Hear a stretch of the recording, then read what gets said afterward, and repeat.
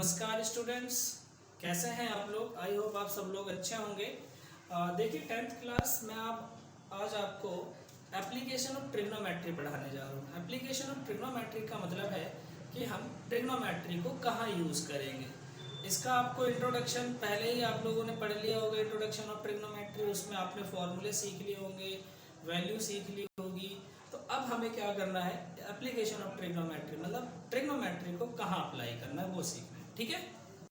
Trigonometry का इस्तेमाल आप कहाँ करेंगे। मान लो आपको अपनी हाइट पता करनी है, आप बड़े इजीली आप मेज़र कर लोगे अपनी हाइट। किसी बिल्डिंग की हाइट करनी है मेज़र, तो आप उसकी भी मेज़र कर सकते हो। बट क्या आप किसी ट्री जो बहुत ऊंचा है उसकी हाइट मेज़र कर सकते हो? क्या आप माउंट एवरेस्ट है उसकी हाइट मेज़र कर सकते हो? बहुत बड़ी बड़ी जो मीनार हैं, मिनरेट्स हैं, उनकी हाइट मेज़र कर सकते हो। तो आपने सोचा है कि उनकी हाइट कैसे मेज़र करी होगी इन लोगों ने। यस, इसको ट्रिग्नोमेट्री को यूज़ करके उन्होंने इसकी हाइट मेज़र करी होगी। मैं आपको इसको बताऊंगा कि ट्रिग्नोमेट्री कैसे यूज़ करी है उन लोगों ने। ठीक है, तो आप देखिए ध्यान से। देखिए मैं आपको बताता हूँ थोड़ा सा इंट्रोडक्टरी में कैसे आपको यूज़ करना बताता हूँ। मान लो आपके पास ये कुतुब मीनार है। मीनार आपने देखा ना, कुतुब मीनार जो है वो देखा होगा आपने। ये मान लो कुतुब मीनार है, ठीक है। कुतुब मीनार की हाइट कैसे पता करोगे आप, मैं बताता हूँ। आप यहाँ पे खड़े, यहाँ पे खड़े। अच्छा, कुतुब मीनार से आप कितनी डिस्टेंस पे खड़े हो ये तो पता कर सकते हो कि नहीं कर सकते हो। मान लो आप 40 मीटर डिस्टेंस पे खड़े हो, ठीक है। और आपने यहाँ से इसका एंगल कुछ ना कुछ बना रहा हो। मान लो कुछ एंगल आपका यहाँ पे 60 बन रहा है, ठीक है। अगर ये एंगल 60 बन रहा है और ये 40 डिग्री है, तो आप बड़े इजीली इसका मेजरमेंट कर सकते हो अगर आपने ट्रिग्नोमेट्री पढ़ी है तो। देखिए कैसे, ये ए और बी कोई मिनरेट है। We have to find the height of this minaret. अब देखिए ये गिवन है और ये मुझे पता करना है। तो ये क्या होता है, परपेंडिकुलर होता है ना, परपेंडिकुलर। तो परपेंडिकुलर अपॉन में बेस, फॉर्मूला याद है आप लोगों को, परपेंडिकुलर अपॉन बेस। हाँ, tan थीटा होता है। tan theta is equal to P upon B होता है, बिल्कुल ठीक है। ये h है और ये आपके पास 40। अच्छा, tan थीटा की जगह कितना लिखेंगे आप, 60 लिखेंगे। और यहाँ पे हाइट अपॉन में 40। हाइट कितनी दे रखी है आप, ये tan कितना दे रखा है आपको, tan की वैल्यू पता होनी चाहिए आप लोगों को, √3। जी हाँ, तो यहाँ पे √3 अपॉन 40 मतलब h इज इक्वल टू √3 और ये 40। तो यहाँ पे आप क्या करेंगे, height is equal to 40 into में √3 मतलब 1.732 मल्टीप्लाई कर लेंगे, आपका आंसर आ जाएगा। तो आपको क्या करना है, अच्छा मल्टीप्लाई करके दिखा दूँ, 4 8 12 9 और ये 6, तो 1 2 3। तो यहाँ पे ये सॉरी एक जीरो भी तो है, तो यहाँ पे जीरो लगाओगे तो ये 69। तो उसकी हाइट आ जाएगी 69 2.28 है ना। तो ये हमारे लिए क्या है, हाइट ऑफ मिनरेट। ये कुतुब मीनार की नहीं, मिनरेट की हाइट। कुतुब मीनार की हाइट तो अलग है भाई, ठीक है 69 61 के आसपास है उसकी भी हाइट। आप एक बार चेक कर लीजिएगा। वैसे मुझे फीट में पता है 238 मीटर कुतुब मीनार की हाइट है, फीट, ठीक है। ये क्या है हमारा, ये इस तरीके से इसका यूज होता है। अब मैं यहाँ पे आपको कुछ टर्म्स बताने जा रहा हूँ जिससे आपको ध्यान रखना है। देखिए ध्यान से, मान लो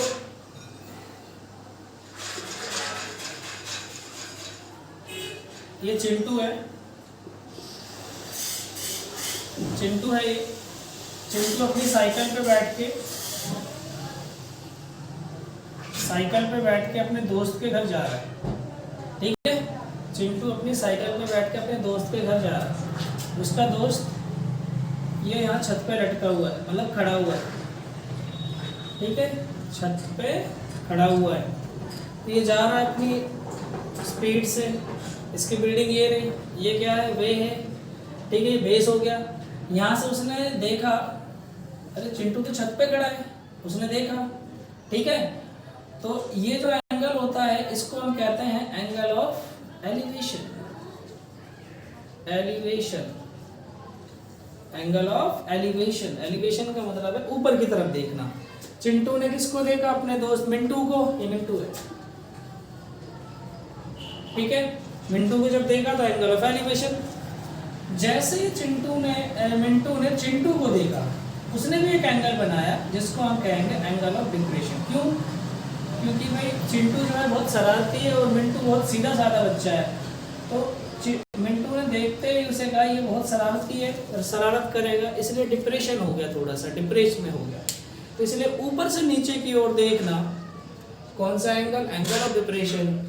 और ऊपर से नीचे की ओर देख रहे हो आप और नीचे एंगल बनता है तो एंगल ऑफ एलिवेशन होगा, ठीक है। ये आपको याद रखना है। चलिए अब देखिए, मैं आपको बताता हूँ माउंट एवरेस्ट के बारे में। माउंट एवरेस्ट आप लोगों को पता है, माउंट एवरेस्ट की हाइट आपको पता है कितनी है, और माउंट एवरेस्ट कहाँ पर है? एशिया कंटिनेंट में है, नेपाल में है, और उसकी हाइट 88, मैं लिख देता हूँ यहाँ पे 8848, और पॉइंट में समथिंग है यहाँ पे 83 मीटर बढ़ गई है, सेंटीमीटर बढ़ी है, तो इसका मतलब आप इतना कह सकते हो उसकी हाइट अब हो गई है 2020 में। चाइना ने इसको मेजर किया है, चाइना और नेपाल ने। तो ये जो हाइट है ये कैसे मेजर की गई होगी? पहले वाली हाइट में पहले वाली हाइट की बात करता हूँ। ये पहले वाली हाइट कैसे मेजर की गई होगी? क्या आप बता सकते हैं? क्या माउंट एवरेस्ट पे कोई गया होगा एक फीता लेके और फीता नीचे फेंक दिया होगा, इंची टेप, फीता मतलब इंची टेप, फिर इंची टेप से मेजर किया होगा? नो, इसको मेजर किया गया था ट्रिग्नोमेट्री फॉर्मूले से ही। ट्रिग्नोमेट्री फॉर्मूले से सबसे पहले मेजर करने वाले थे यहाँ पे जॉर्ज एवरेस्ट, ठीक है। जॉर्ज एवरेस्ट 1852 में उन्होंने मेजर करना शुरू किया था, और वो इंडिया उस टाइम रहते थे। फिर उन्होंने बिल्कुल कंफर्म कर दिया 1856 में कि हमारे इसकी जो हाइट है वो क्या है, माउंट एवरेस्ट की हाइट इतनी है, 8848 है। तो ये आपको पता होना चाहिए। लेकिन उन्होंने मेजर कैसे किया होगा? उन्होंने क्या किया, मान लो माउंट एवरेस्ट है, तो उन्होंने 6 कोई पॉइंट लिए, 6 या उससे भी ज़्यादा पॉइंट लिए होंगे इसके आसपास। फिर वहाँ से इन्होंने एक इसका एंगल मेजर किया, एंगल, जैसे मैंने अभी आपको एंगल ऑफ एलिवेशन बताया था, वैसे ही इन्होंने कई जगह से एंगल ऑफ एलिवेशन लिया और यहाँ से इसकी डिस्टेंस लेकर इन्होंने क्या फाइंड किया, इसकी हाइट फाइंड करी। उस जिससे इन्होंने एंगल मेजर किया था उस इंस्ट्रूमेंट का नाम है थियोडोलाइट। उस इंस्ट्रूमेंट को क्या कहते हैं, थियोडोलाइट। अगर आपको कभी उत्तराखंड जाने का मौका मिले तो वहाँ के म्यूजियम में ये अभी रखा हुआ है, तो आप वहाँ पे देख सकते हैं थियोडोलाइट। और आप लोगों को प्रोजेक्ट में मिल सकता है कि बताइए थियोडोलाइट कैसे बनाएंगे, तो आप एक क्लिनोमीटर बना सकते हो, क्लिनोमीटर। तो ये क्लिनोमीटर की शेप होती है, आप क्लिनोमीटर से भी मेजर कर सकते हो। तो हम लोगों को ये पता होना चाहिए था। तो इस तरीके से उन्होंने क्या मेजर करी है, एंगल ऑफ